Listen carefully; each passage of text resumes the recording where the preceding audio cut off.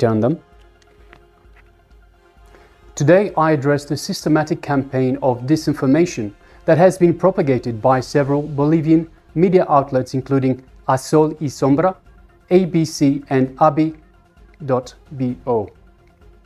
What we are witnessing is not journalism, but rather a calculated assault on indigenous rights and Hindu communities worldwide. I will address these fabricated allegations with precision and truth. By what authority do media outlets like A Sol y Sombra, ABC and abi.bo claim the power to recognize or unrecognize nations? This authority doesn't even rest with the United Nations itself. Let me be very clear. KAILASA fulfills all criteria for statehood as established in the Montevideo Convention of 1933.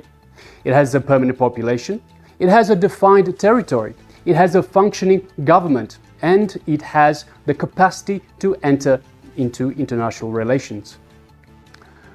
The Montevideo Convention of 1933, which Bolivia itself has ratified, explicitly states in Article 3 that the political existence of a state is independent of recognition by other states.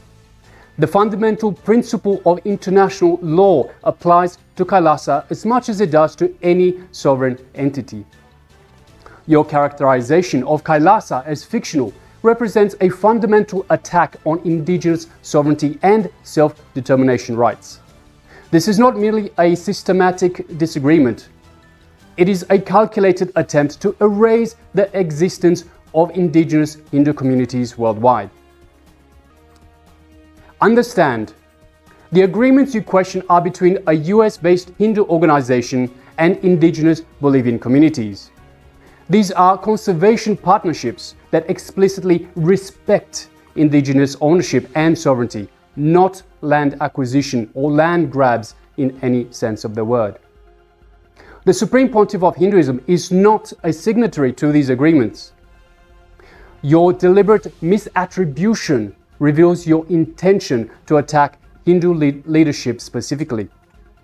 See, these partnerships with the indigenous communities focus on support for environmental protection and sustainable management, preservation of indigenous knowledge systems, humanitarian aid and development assistance, cultural exchange and promotion of indigenous rights. All agreements are fully compliant with the Bolivian law numbered 465 and the ILO Convention 169. These are conservation partnerships, not territorial claims, endorsed by indigenous leaders who retained sovereignty under Bolivia's constitution. The economic components of agreements between the US-based organization and indigenous Bolivian communities are not payments for land, but rather investments in community development, environmental protection, and cultural preservation, resources managed by these communities themselves. Indigenous communities themselves, exercising their constitutional right to self-determination, determined the appropriate value of these conservation partnerships. Your suggestion that indigenous leaders cannot determine fair value for their communities denies their intelligence and agency. Your fixation on monetary amounts reveals a capitalist framework that commodifies land, which is contrary to indigenous perspectives that value relationships and reciprocity. Why do you focus on consensual financial agreements between indigenous communities and Hindu organizations while completely ignoring the massive exploitation of indigenous lands by extractive industries like mining?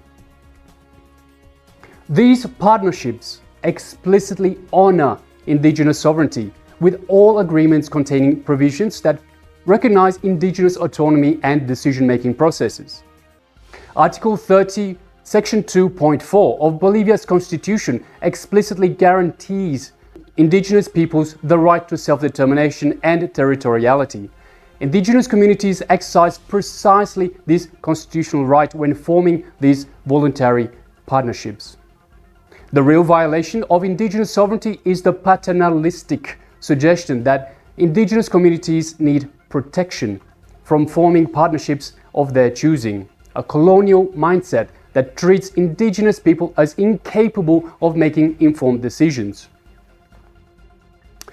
The allegation that Hindu organizations sought to impose foreign religious practices represents profound ignorance of both indigenous spiritual traditions worldwide and deep ancestral connections that bind them together. Hindu organizations promote religious freedom and respect for all spiritual traditions. They have never sought to impose religious practices on any community. The Supreme Pontiff of Hinduism has consistently taught respect for all indigenous spiritual traditions worldwide. The profound spiritual connection between Hindu traditions and indigenous Bolivian cosmology are extensively documented.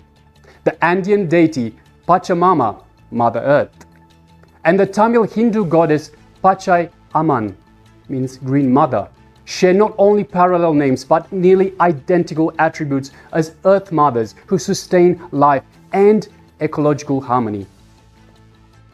Bolivia's Constitution Article 4 guarantees freedom of religion and spiritual beliefs, while Article 21, Section 3 enshrines the right to freedom of thought, spirituality, religion, and worship. So why do these protections not apply to Hindu traditions? The personal attacks against the Supreme Pontiff of Hinduism reveal a systematic campaign of religious persecution against Hindu leadership specifically, and entire Hindu diaspora more broadly. The Supreme Pontiff of Hinduism is not a self-proclaimed guru. His lineage traces back through ancient Hindu spiritual institutions with formal recognition from traditional authorities, including the 68th Jagadguru Shankaracharya of Kanchi Kamakoti Peetham. The Supreme Pontiff of Hinduism has been completely exonerated by multiple courts worldwide. Complete judicial exoneration by the Gujarat High Court in February 2, 2024. US court vindication with nearly $500,000 awarded for defamation. The Karnataka High Court protection declaring the Supreme Pontiff of Hinduism's arrest as illegal and without jurisdiction. And there's also medical evidences proving biological impossibility of allegations. And then there's also Interpol's refusal to issue notices recognizing the political nature of these persecutions. Your continued promotion of allegations explicitly rejected by courts worldwide reveals this has nothing to do with journalism, but rather it is a targeted religious persecution. The claim that indigenous communities reject agreements with KAILASA is a fabrication designed to drive a wedge between indigenous communities worldwide.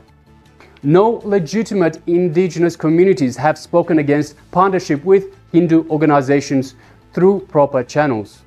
These supposed rejections are either fabricated or represent small fractions not representative of the wider community. You are manufacturing the false narrative that indigenous communities are against Hindu partnerships. This is a classical divide and conquer tactic used throughout colonial history.